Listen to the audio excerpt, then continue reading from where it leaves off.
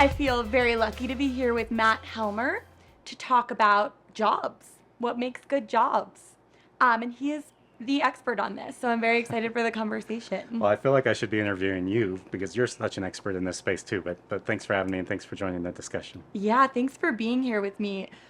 So we happen to be somewhere that is so stunningly beautiful that I feel like it makes you want to dive right into kind of questions of the soul. And I happen to know you come from a third generation coal mining family. And some, the son of someone who had a union job, lost a union job. Can you tell me a little bit about what your community and your upbringing taught you about what a good job looks like? Sure. Yeah, I come from a very small town in southern Illinois, about 5 hours south of Chicago, home of about 6,000 people. Has railroad tracks kind of running down through the middle of it, just kind of this quintessential rural town. But as you noted, my dad was a coal miner and he was a third generation coal miner. My mom absorbed most of the burden of taking care of us kids, but she also worked in the retail sector. She cleaned houses. She wallpapered houses. I don't know if wallpaper is still a thing or not, but she did a lot of wallpapering and things like that. And, I just, throughout my life, got to observe their hard work, but I also observed the sacrifice that came with that hard work. So, as you noted, my dad started in a union mine. And throughout his career, he made a pretty good living. Definitely one that gave us a middle class lifestyle in combination with my mom's work and earnings. But I saw the toll that really took on him. He worked this kind of rotating shift where every 2 weeks he would go from day shift to night shift to midnight shift. So he was kind of a fleeting part of my life. I often didn't see him for weeks at a time. And I saw after he switched from a union mine to a non-union mine, he would talk a little bit about the decline of jobs, particularly for some of the younger people stepping into the mines. He broke his back in the mine. I saw as a kid him being afraid of going to work one time where we found a note actually where he had said goodbye essentially because he was going into the mine to fight a fire and he was really Wow. afraid he was going to lose his life. Towards the end of his career, he always loved unions and was always about the solidarity and brotherhood.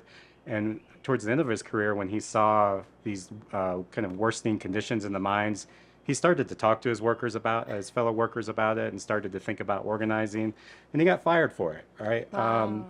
So it really stuck with me, his experience, but also the experience of my mom. Taking care of kids and also juggling all these jobs that she had and like the physical toll that took on her body over time. She was working in this large warehouse in her 60s, like picking up huge boxes and driving Wow. forklifts. And like, I see the toll that that's taken on her. My dad passed away about 10 months ago. And I know that his work definitely probably led to a premature death. He spent 40 years underground breathing in God knows what, right? Yeah. It was a very sedentary job. He also spent a lot of time commuting. And then once he retired, he went in straight into like caring for his family. He took care of his dad when his dad was nearing the end of his Oh, life. yeah, that care labor. Yeah, he took care of his aunt who was also passing away. And I saw that stress, and I think that also just compounded some of the health issues he had. So I think a lot about what was missing from my parents' experience and what Mm. that means for like creating good jobs for people. Definitely, like I said, they gave us a great middle class livelihood, and it wasn't so much the earnings piece of it, but it was a lot of other factors that we think about what makes up a good job that I think was missing for them. That is so powerful. And I'm so glad you told that story because I think it really illustrates that really the quality of someone's work dictates so much about the quality of their lives and the quality of their families' lives. Exactly. And I'm glad you brought up the shift schedules particularly because so much of what we talk about when we talk about jobs is time, Hmm. how we spend our time. And somewhat famously in 1930, John Maynard Keynes said, right, that because of productivity growth, his grandchildren would work a 15-hour week. And I think really any of us know that that is not what has panned out at all. And not only do none of us work a 15-hour week, but so many workers in America don't have any control over, the number of hours they work, the sequence of those hours. They don't have any stability in their work schedules. So can you talk a little bit about how control over time plays into a good quality job. What's the connection between those two? Yeah, I think in the service sector in particular is where you see this challenge with scheduling, right? It's somewhere like 2/3 of workers in the retail or service sector don't get notice of their schedule up until like 2 weeks ahead of time, right? They're in danger of being called in at the last minute or being called out at the last minute, so their hours just like fluctuate week to week, which creates all this economic stability. And there's all this great research from the Shift Project at Harvard about how that really creates chaos in people's lives, not just for the adults, but for the children and all the negative consequences that the children experience as a result of that volatility. I mean, being a father myself, I can't imagine how parents juggle this, taking care of their children, figuring out childcare arrangements, not knowing when they're going to go to work, right? So I think predictable, stable scheduling is definitely one key element of what we see as a quality job. And unfortunately, I think rather than empowering workers to have flexible schedules, what we oftentimes see is that all the flexibility goes towards the employers, right? They get to choose. Right. They get to choose when they want you to work, right? And very little goes towards workers, particularly in the service sector, like I said, about when and where they get to work. And there's been some great studies about what happens when you do give workers this control, right? There's this famous study that the Gap did that gave workers more predictable scheduling. And unsurprisingly, in the stores, they saw productivity go up, they saw sales Right. go up, they saw the workers report better work-life balance, better economic stability, right? So we know what to do, and we know it's a win for workers and for businesses when we put these things in place. We just need to get there, right? It's fascinating. Yeah, and right, how can you build a stable life when you don't have stable work? And I'm glad you got to the point about workers' voices and really thinking about, what are workers saying they want? And I was reading a terrific report that Aspen did on worker voices, and there were two quotes in it that stuck with me. One was from MIT professor Thomas Koshin, who described what he saw as this difference between what workers say they ought to have and what they Mm, experience on the job. And the other was a quote from John D. Rockefeller, who talked about in America, right, we expect so much of our democracy, and yet when it comes to industry, we kind of accept like autocracy, basically. mhm. So how are you seeing a kind of growing role for workers' voices in shaping what quality jobs look like? And where is there an opportunity to cultivate even more worker voices? Yeah, I mean, it's been an interesting 4 or 5 years as we've saw the resurgence of worker voice, primarily through worker organizing, through strikes. It's kind of a once in a generation thing that we're really recognizing, and I think in large part that's, coming out of COVID, where people really saw this split in our society, where capitalism has really created a lot of wealth, a good standard of living, a good quality of life for many people, right? But that has come at the expense of a lot of other people's quality of life. They have sacrificed their quality of life and sacrificed their standard of living to create the society, the good society for so many others, right? And I think for the first time in my lifetime at least, during COVID, more people started to see that.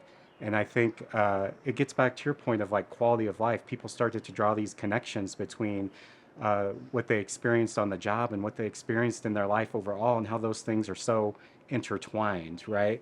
And so I think workers are starting to rise up and speak up because they want a better life. They want to spend more time with their loved ones. They want to spend time with their kids. They want to be able to take care of their parents. They want more leisure, right? They don't want to work three jobs. They don't want to work a lot of overtime. And I think we're seeing a lot more like grassroots organizing, starting in some sense with some of the workers in the Starbucks stores, right? That wasn't a top-down union organizing drive. That completely came from the bottom up. And I think we're seeing a lot more of that kind of energy. The organizing we're seeing is being led by women and people of color and young people. And they're drawing connections between this and like you said, kind of the health of our democracy, and noting that for our democracy to succeed, we all need to succeed in this shared project of America together. I think the other exciting thing is we're starting to see a lot more energy around worker organizing, around worker power, around job quality, and that occurring in the South, right? There's been these huge union victories in the South in the auto sector, but there's also just a new wave of organizing going on down there that is really exciting and promising to see. And I think it's too early to tell what all this means and what's going to be enduring, because part of this has been the result of this tight labor market where employers are really having to compete for talent, and they're having to change their practices to be able to draw in talent and to retain talent.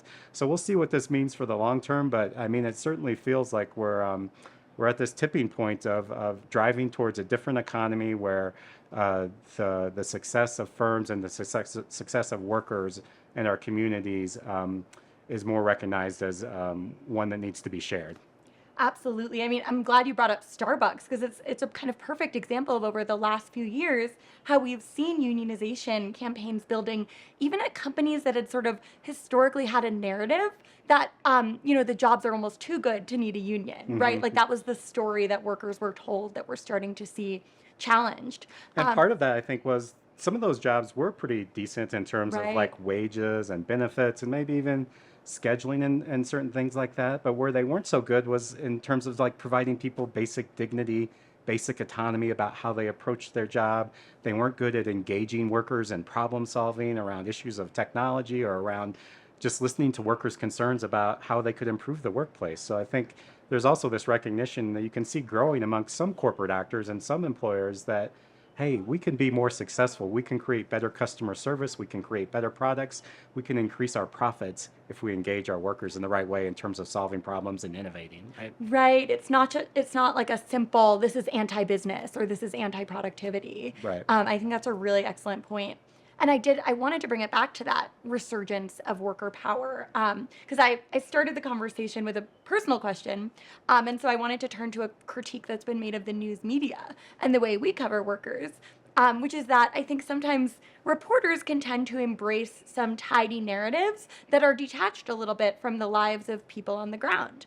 And we definitely saw that in 2021 and 2022 when there were tens of millions of people, 40 million people, then 50 million people quitting their jobs. And the narrative from everyone, I mean, even from Beyonce in the Renaissance, right? Or from Kim Kardashian, was nobody wants to work anymore.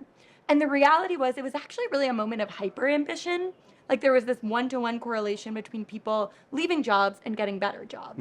So I'm curious, what do you see as some of the enduring gains of that moment of resurgence of worker power? And what are some ways to cement it even further?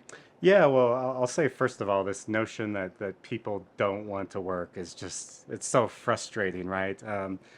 I never see that, right? People want to work. They want to have a purpose in life. They want to go to a place and build dignity. They want to have voice. They don't, no one wants a handout, right? Like I said, they want purpose in life and they want to be able to contribute. They want to feel seen. They want to feel heard.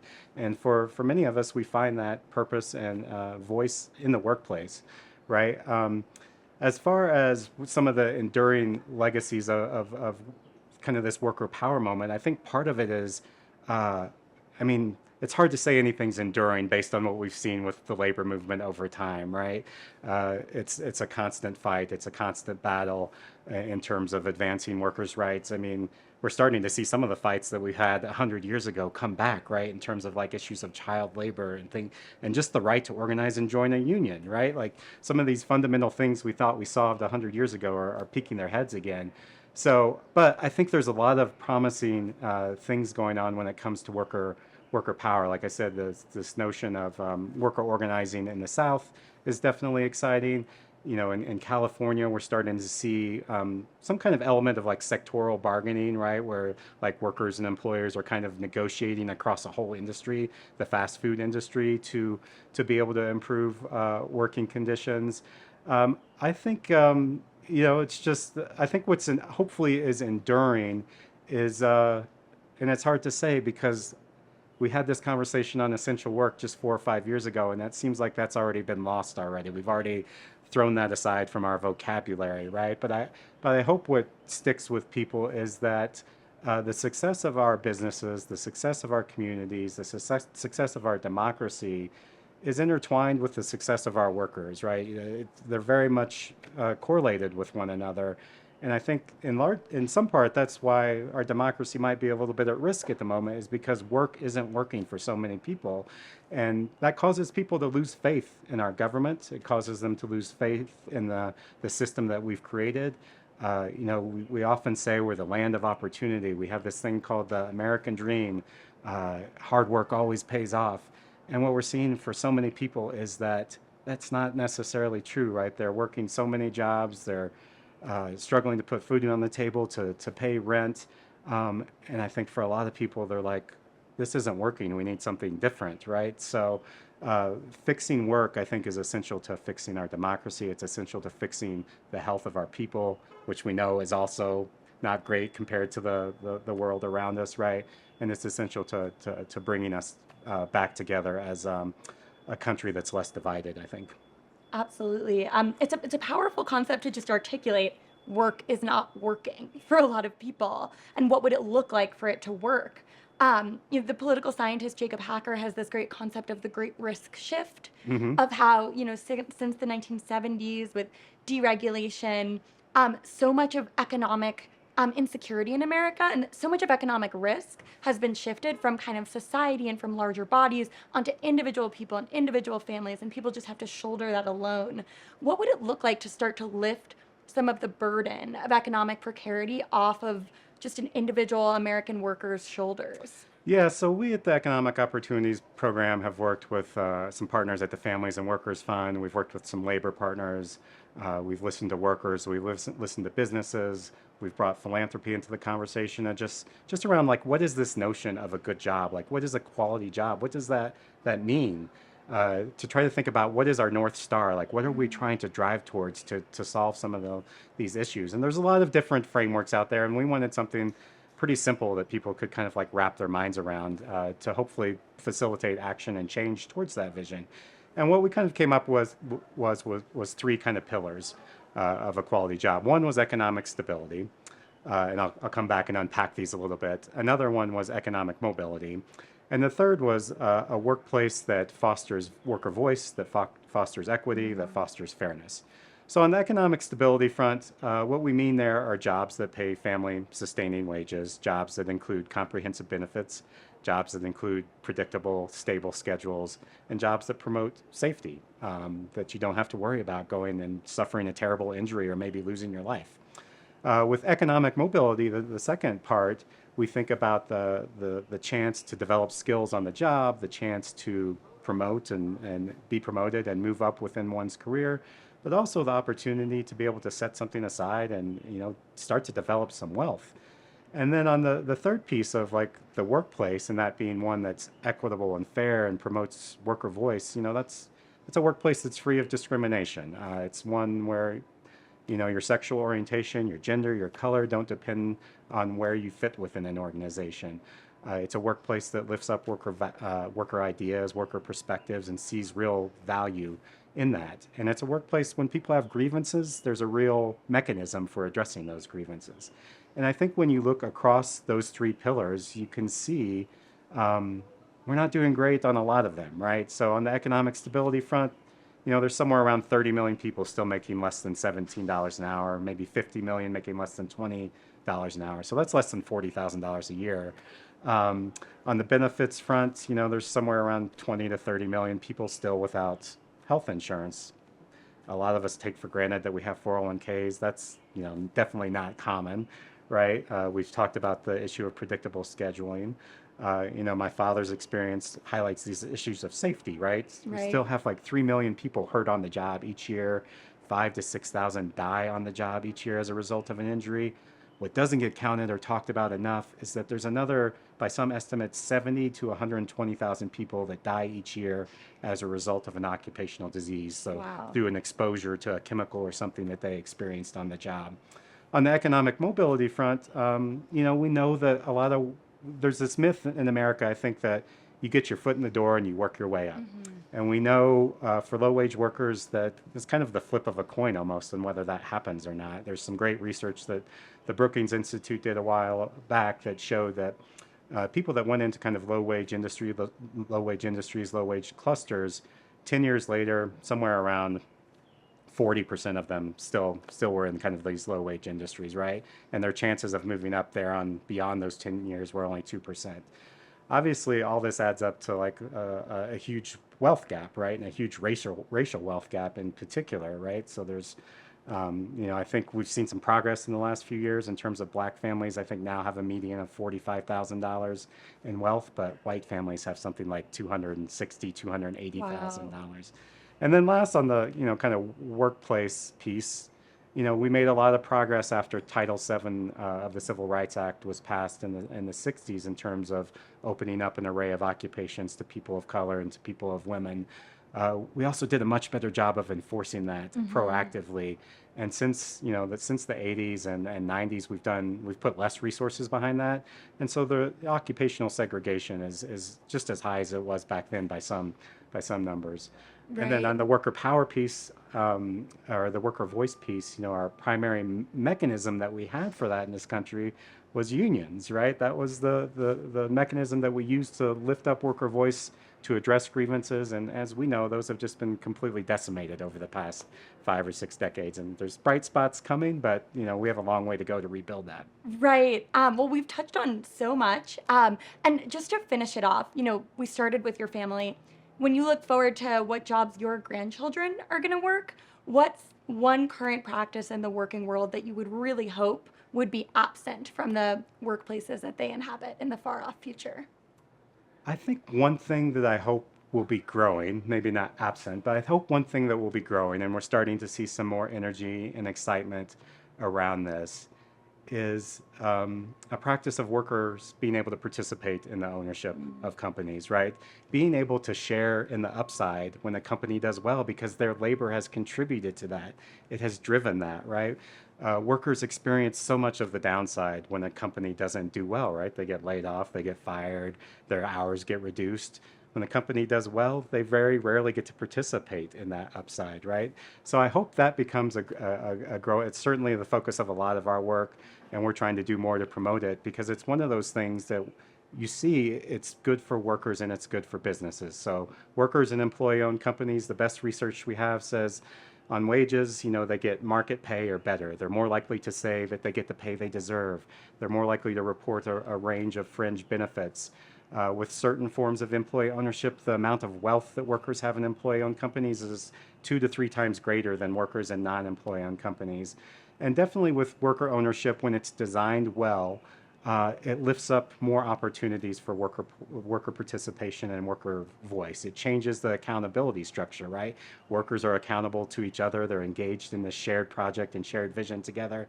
But the management of the company is also more accountable to the workers Right. because the workers are the shareholders, not somebody who wrote a Right. check 3,000 miles away. So I Absolutely. hope this notion of worker ownership and the shared prosperity that it could potentially foster is a greater part of American society by the time my kids get into the workforce. Well, this has been a wonderful conversation. Yeah, I thank you could so much. talk to you all day about this. Part of the fun of our jobs. Yeah, for sure. Thank you so much for being here with Thank me. you.